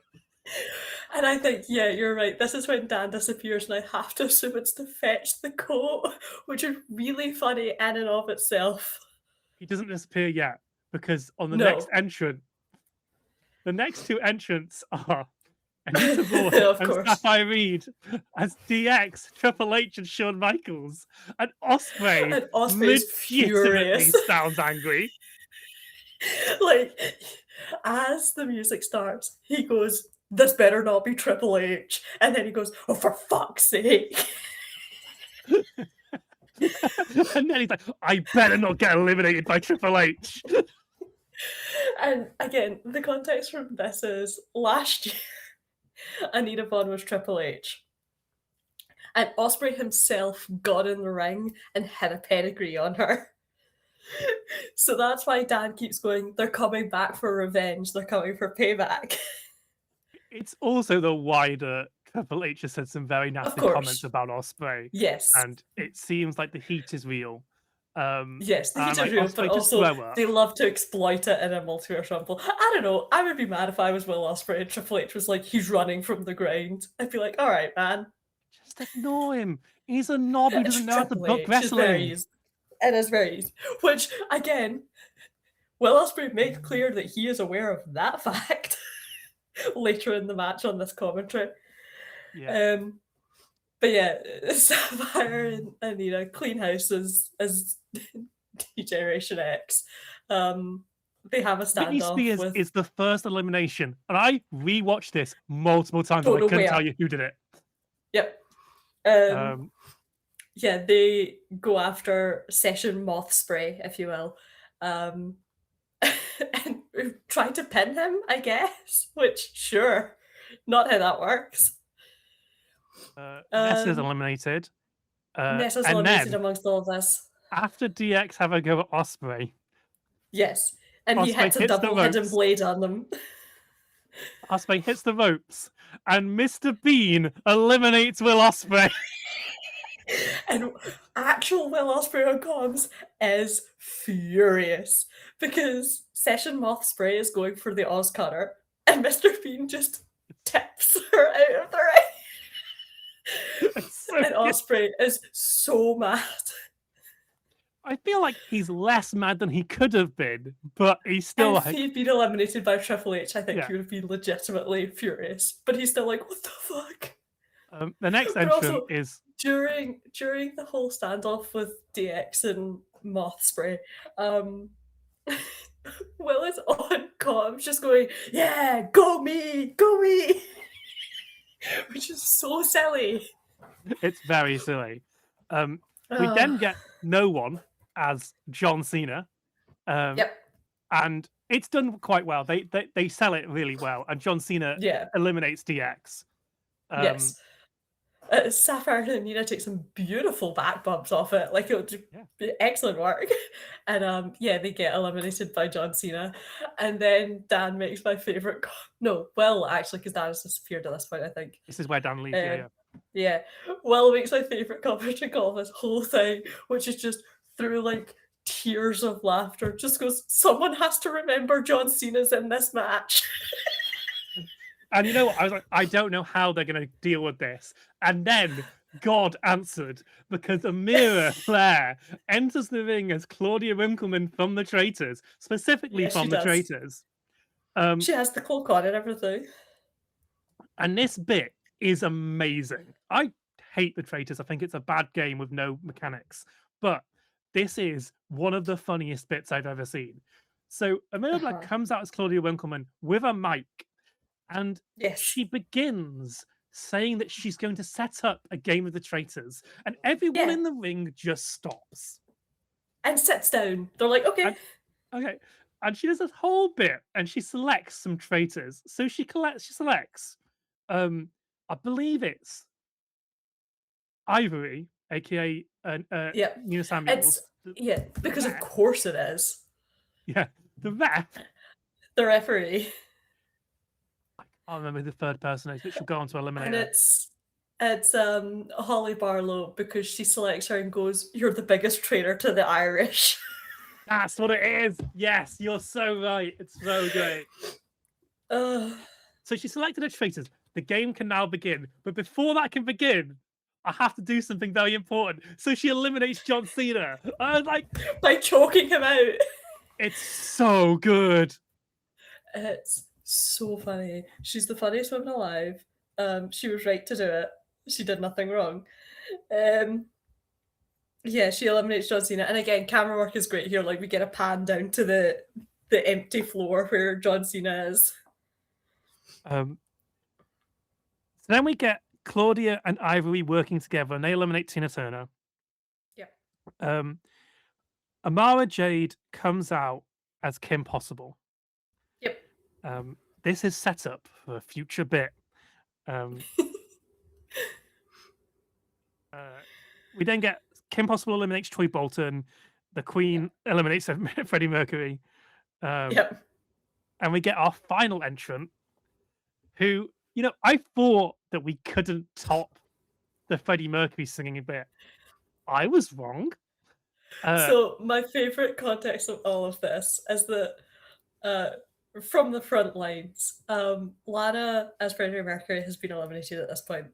Lana, when she got eliminated, came over to me and was like, move. And I like shifted up. So she sat between me and my friend, just like, I'm just going to stay here for a bit. I was like, okay. Molly Spartan comes out as Bowser singing Peaches. And Lana leans into me and goes, was that better than mine?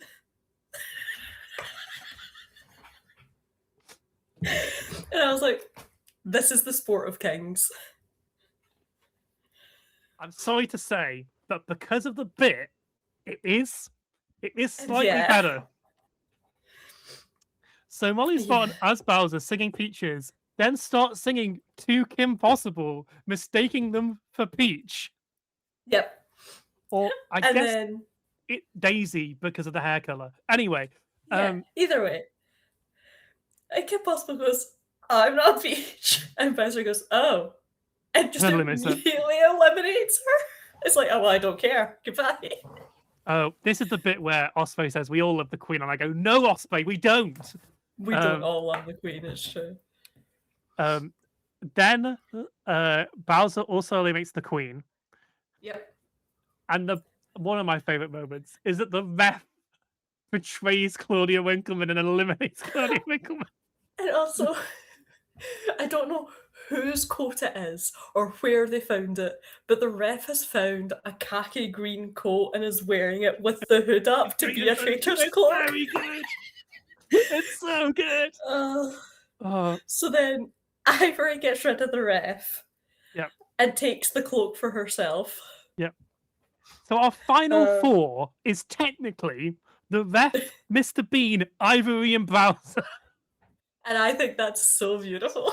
What a show. So the ref goes, and then it's Ivory, Bowser, and Mr. Bean. Delightful. Ivory eliminates Bowser, and then Yes. we get the final Which, two. a battle of true evil is Nina Samuels and Bowser. We get a final two of Mr. Bean and Ivory. But shock, we've actually got a third person in this rumble. It's We Teddy. do, it's true. It's Teddy. We love Teddy. We get the greatest chant I think I've ever heard. Fuck him up, Teddy. Fuck him up.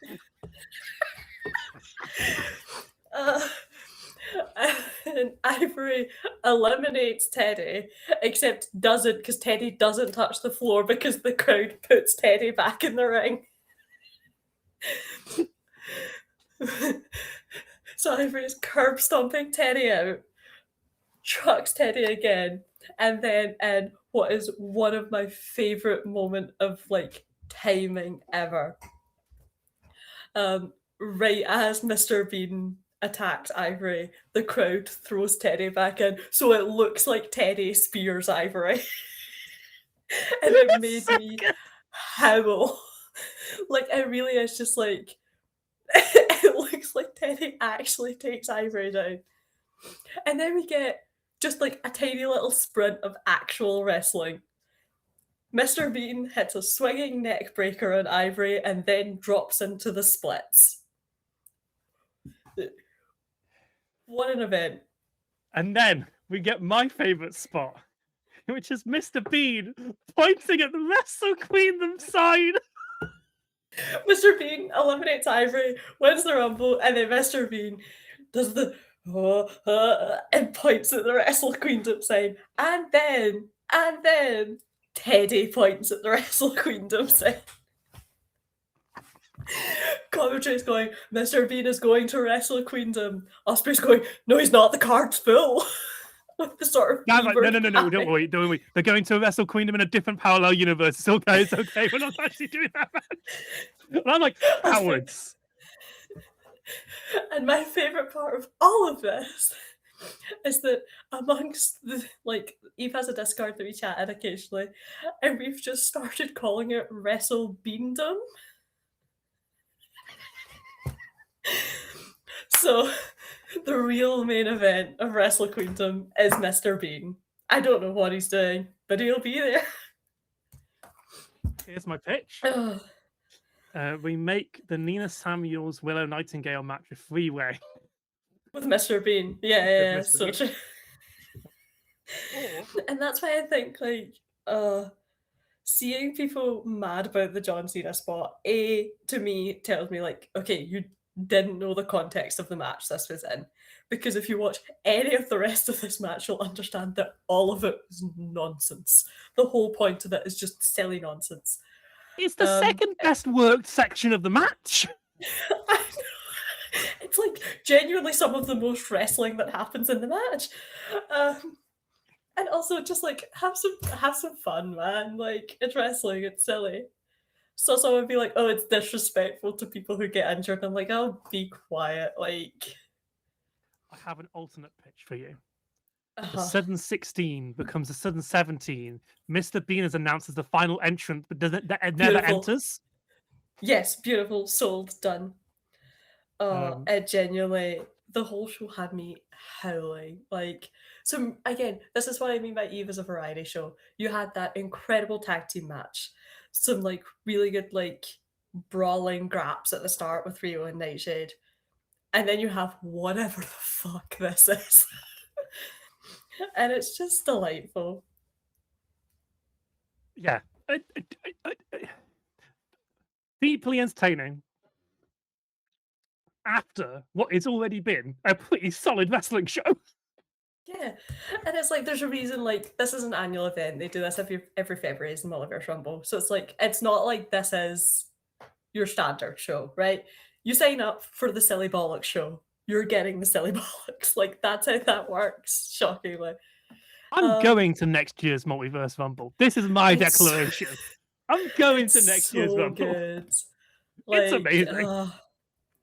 I'm trying to think of like anything else that really pops me from other ones. I did feel like going back and watching the others, but I was like, They're very good. that's a lot of work. Rain Leverkusen last year came out as Reno Mac and did the shuffle the entire time, including in the ring, like did not stop. It was quite delightful. I'm trying to think who else really, really popped me. Safire Reed consistently does John Cena. That's consistently been her bit. But did retirement Cena last year, so it's clearly like, right, we have to we have to adjust. So it's just always nonsense. Back when Anita Vaughan and Debbie Keitel were a tag team, they were Patsy and Adina from Ab Fab. Yeah. Yeah, that's sort of the energy. Great fun. What a great it's a shame that there's no other rumbles, you know? It's a shame there's no other Yeah. rumbles that exist. There's never been another Rumble ever. There's It's never been just the another rumble. Multiverse Rumble. It's just that. Yeah. Yeah. I loved this. This was a great experience watching E for the first time and going, oh, I see now. I get why you're obsessed Yeah. with this place. I get It's why you delightful. travel over 100 miles to go and watch Eve once a month. Yeah. And I think that they are. It's impressively well produced for a YouTube show. Like Yeah. maybe that's me just remembering indie wrestling from like 15 years ago, but like It's gotten like they've really gotten like real production value lately, which is like great because it's still very like a lot of it's still very DIY. Like you can tell like the ring decorations, like their banners, their like signs and stuff that they hang up are all like handmade, most of them by Dan's wife, Emily. Lovely Emily. Does a lot of that herself. So it's like a lot of it still has that like DIY punk feeling, but the production quality has really stepped up recently, which is great members of because the crowd got chants. yeah. Yeah. We Steve, love I don't know it. who Steve is, but he got a chant. So I believe this is like the pre-show preamble before they go live on YouTube. But Sakisa does a bit where she asks like if anyone is seeing wrestling for the first time here, and we'll pick someone out and like have a little back and forth with them. So she picked this couple and we were talking to them and whatever. So then everyone just starts like chanting their names to be like, yeah, you're here. So it becomes very unserious. Steve was very over. So it has a very community spirit. It has a spirit of a small promotion Yeah. with a lot of guts, and also just Tony Khan's phone number. Yeah, like it's just that. But it's also like obviously like they're not shy about Osprey's involvement. He is involved like in a co-producer role. But also Osprey ring crews this place. Like he shows up, he has a staff t-shirt on, he sweeps the ring, he helps with tear down, like you see him running about. I think it's when Chris Statlander wins that international title. He's like ringside screwing the new plates on. Like he's doing the work, which is very funny to see. But I also think, and it's how you can tell when it's a show on an AEW week, right? Like Forbidden Door weekend. And that all the wrestlers will mingle at the end and you'll go and do merch or whatever, as indie shows tend to do. On those weeks, you will find that people queue to talk to Osprey. Which is, you get it, like he's just like there. But then when it's just like a random Friday and nothing else is going on, everyone's just like, yeah, that's just Bill. Don't mind him. We're just moving, but like, can you move? I'm trying to go talk to like Anita Vaughan and you're in my way. Which is very funny, frankly. Like, It's fine. yeah, you're Will Ospreay, but why would a man be here? Like, we're not here for you. Yeah, and I love that. If I Yeah, can get tickets to All In, I will yeah, try and get tickets to the Eve show for that weekend. delightful. Uh, this has made me an Eve fan. I will be remaining a member on their YouTube and watching the next two shows live, which are Yes. Women Behaving Badly and Yep. Wrestle Queendom, which are a 2-night weekend show next month. Yeah, so Uh, Women Behaving Badly is on the Friday the 6th at the Big Penny Social, as ever. And then Wrestle Queendom is on the 8th on International Women's Day at the Indigo in the O2, which they just released production hold tickets, so it is selling out, yep. which means odds are they have broken the record for the attendance for an all women's show in Europe, which is incredible. Like, what an achievement. If there was still seats, I would have tried to get them. Unfortunately, there's only I standing think, room, like, I would and I maybe keep an cannot eye out stand because I that long. think I would be surprised if they had like some production seats open up here or there. So keep an eye. But yeah, like Women Listen, Behaving if they Badly need a cards commentary, so I'll far. do commentary for free, and then I'll just go and see it. Women Behaving Badly cards so far is Danny Moe and Melissa Fierce versus French Art, which will be delightful because we love French Art. Dash Chizako versus Anita Vaughan, which will be wild because both of them are mad. Miyu Yamashita versus Jamie Hayter, which someone's going to lose their head. I think is actually a real possibility there. And then just announced as Safire Reed and Surrey versus Azumi and Alex Windsor, which yeah, man, yeah. It's I it's mad, and it's the best thing about British independent wrestling is that you can go to a British independent show and you might see someone who was at Wrestle Kingdom just yeah casually there. Like yeah there was a time that Tanahashi was a mainstay on the independent English the British indie scene. I'm like, that doesn't make any sense. It doesn't make any yeah. sense. I don't know why this is happening. But you're getting Shuri, who like is one of the biggest Japanese women's wrestlers. Not the biggest, Yeah, the biggest lost at Wrestle Kingdom for some goddamn reason. for But some reason. but she's huge, and she's just Well, in the and middle of even the like penny social. yeah, just hanging out. And even just like I think when Venny was over, who Venny is incredible, by the way. We love Annie. Um people were queuing up to meet Venny, and Emi Sakura was just there with her. Didn't even wrestle in the show, was just there. And we were like, why is Emi Sakura here? I would have to Like, queue for both. I deeply love Venny, but I love well, you Annie didn't Sakurai have to. so Emi much. Sakura was just hanging out. It was just like, yeah, I'll sign stuff if you're here anyway. I think it's because her English is pretty good. So Yeah, she's a great yeah, talent agent for the Japanese talent.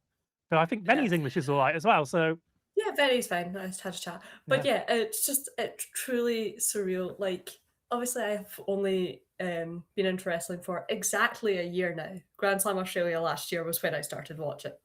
happy anniversary. Happy wrestling anniversary to me. But in that time, just from because I go to some other indie promotions here or there, but mostly just from going to Eve, the amount of people I have seen wrestle live, the amount of people I have met, like obviously like Osprey, but like Chris Statlander, like Willow Nightingale was there, Rain Leverkusen, Nyla Rose, both of the Sisters of Sin were there. Billy Starks is there. Like they're just the level of talent that is just constantly there. And I realized this earlier today when I was talking about it. Alex Windsor was the first independent wrestler I ever fell in love with. Like, found one of her matches from Eve online, and it was the first Eve match I ever saw. Completely fell in love with it. Saw Alex at my first ever Eve show where she wrestled Session with Martina at the 15th anniversary in May last year. And then now she's all elite, and it's like, that's mad. That's mad. What do you mean I can just do that? And I'm so excited to see where a lot of these girls end up. And also selfishly, I'm like, but also stay at Eve forever because You you're my are friend. seeing the future stars. Like, there's no Right. way that Sapphire Reed, Anita Vaughan, Holly Barlow are not the future of British women's wrestling. Truly. and Like, and probably America. yeah, like I genuinely would not be surprised. Even just like silly things like seeing Saf and Anita go to Bailey's Lodestone camp and be like, what what do you mean? Those are just my gals that I see every month. And they're just there. And that's so cool. Like, I love independent wrestling so much. It gives me such a buzz. Yeah, like what a promotion. Promotion of the year. What can I say? Promotion of the year. They've only done one show this year. Promotion of the year. Yeah. Yeah. Well, it's like I'm looking at the card for March and I'm like, shows of the year. Like they've not even happened yet, but I'm telling you right now. I am currently on the cage match for this card, and Yeah. nothing is rated apart from the tag match, which 9 people have gone out of their way to tell people, no, this is a really good match, you should watch it. Yeah. 7.3 on the cage match guy. I'm like, yeah, okay. Yeah. It's great. Like, highly recommend. And like, if people do want to get into Eve, I also recommend doing the archive dive. Like, if you get the membership and you go back and you see all their old shows or whatever, you don't have to watch the whole shows because, like, who has the time? They've been running for 15 years, 16 come May, which is also such a long time for an all women's promotion to run. Very impressive. But go and have a nosy in the card. If there's a women's wrestler you liked that ever worked in the UK, odds are they showed up in Eve like once. I'd highly recommend your tweet thread, or just go into the Pants the Tables Discord and go into the Eveverse thread, because I just love to dump links there. Bex has created a full playlist of matches, and I will watch them. Probably, I was going to do them daily, but I'm probably going to do one a week. Which, like, they're also all free, so like they post a lot of free matches, which are really helpful. But if anyone ever wants recommendations, I'm always like, this match is really good. Like, just randomly buried in their February 2018 show as a tag match between Toni Storm and Charlie Morgan versus Emerson Jane and Kaylee Ray. And it is it was incredible. I was like, these women are killing each other in this ring. It's beautiful. And I'm like, there's just like little gems in there, and it's such a delight uncovering them. You've fully converted me as a fan. Hell yeah. Hell yeah. This was my idea to watch this pay-per-view because I wanted to do a good Rumble. Yeah, British wrestling is great. You like, there are British scenes everywhere. Now, there's a couple of named places in London. You've got this, Riot Cabaret, and Rev Pro, which are like the famous ones. But like, people who wrestle, they love it, and they work their arse off everywhere. If you like your little tiny indies, yeah, like they'll be great. Even if like you're looking for like some slightly bigger ones, but not quite as big as like Rev Pro, Pro Wrestling Ceasefire is really a banger show, and it's like big on like Palestinian action and supporting that cause, which is lovely to see in this space where people are so often the worst morally. Yeah. So like Pro Wrestling Ceasefire is a wonderful place to go. Rycav is delightful. Fist Club is a queer wrestling show, which is wonderful. Like, it's just all sorts going on at any given point. It's worth keeping an eye out, supporting your indies. At least 2 like wrestling musicals this year. Yeah. And like that, you never know like who's gonna like make it big. Because like I would go back and watch like some of those old Eve matches or whatever, and I'm like, I'm sorry.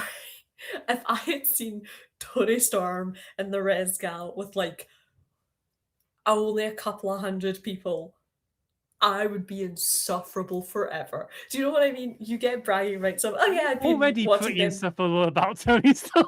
Exactly. So like, imagine if I'd been here all along. If you've seen Toni, how you know? it's how you know, right? See if and when like Safire and Anita make it big, oh boy, are you gonna hear about me? We're never gonna shut up. I am never Yeah. gonna shut up about Anita Vaughan. When she eventually makes it, I'm gonna go. I knew it from the moment I saw her. Exactly. So yeah, like if nothing else, get into the indies for the future bragging right she'll have.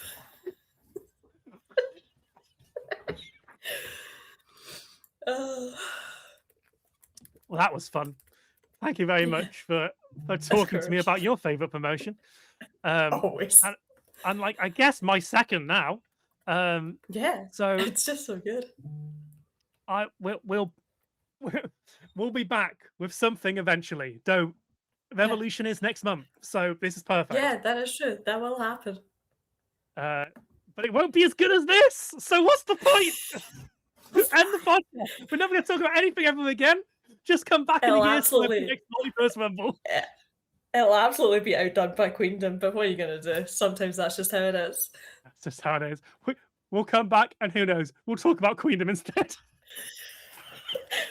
Like, yeah, Revolution happened. It was whatever. Anyway, Wrestle Queendom. Right. Beautiful. This has gone 2 hours. This is longer than some of our AEW reviews. Bye-bye.